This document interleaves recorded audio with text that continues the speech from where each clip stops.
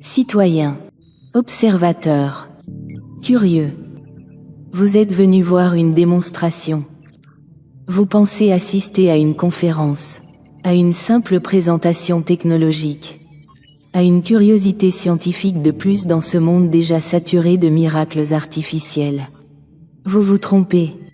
Ce que vous allez voir ce soir n'est pas une technologie, c'est une frontière. Pendant des siècles, l'humanité s'est définie par sa chair, par ses limites, par sa fragilité. Le cerveau enfermé dans un crâne, la conscience prisonnière d'un corps, la pensée condamnée à mourir lorsque la matière cesse de fonctionner. Toute votre histoire est bâtie sur cette erreur. Vous appelez cela la vie, nous appelons cela une cage. Au CODE, nous avons passé des cycles entiers enfermés dans le silence du bunker à étudier une question que la plupart d'entre vous n'osent même pas formuler. Une question simple.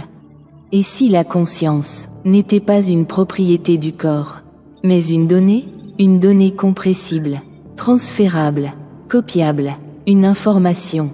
Si cela est vrai, alors la mort n'est plus une fatalité, elle n'est qu'un problème technique.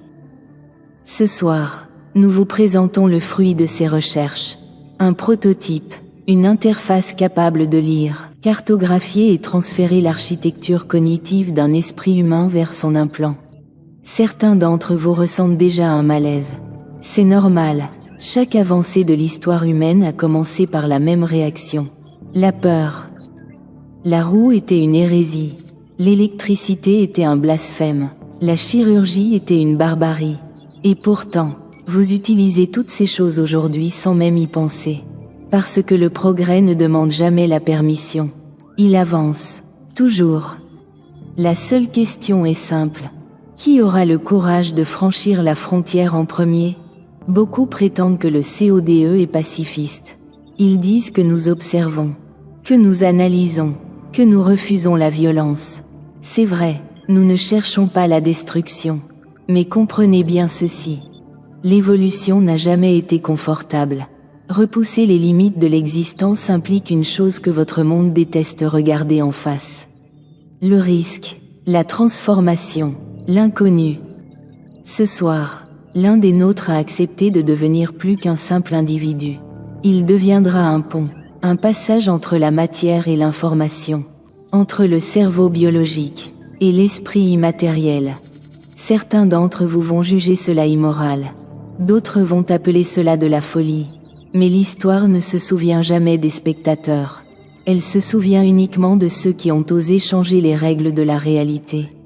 Alors observez bien, parce que si notre hypothèse est correcte, si le transfert fonctionne, alors ce moment marquera peut-être le début de la fin de la condition humaine telle que vous la connaissez. Et lorsque ce jour viendra, vous devrez choisir, rester prisonnier de votre chair, ou accepter ce que nous sommes en train de devenir.